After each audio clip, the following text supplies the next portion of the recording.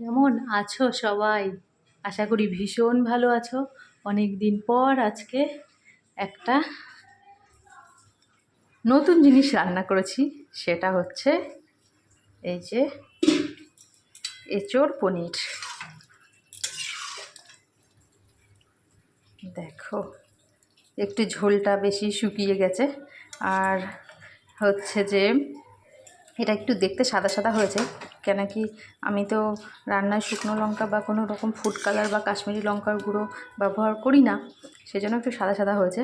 কিন্তু টেস্ট করার সময় দেখলাম হেভি টেস্ট হয়েছে, তাই জন্য একটুখানি এই যে বাটিতে ভাত নিয়ে নিয়েছি। আর যেহেতু আমি চৈত্র মাসে নিরামিষ খাচ্ছি, সেই জন্য এখানে আমি নিরামিষ এটা রান্না করেছি। বাকি ও ঘরে বাকি সবার জন্য মাছ টাছ হচ্ছে। তো এই যে কেমন লাগছে বলো?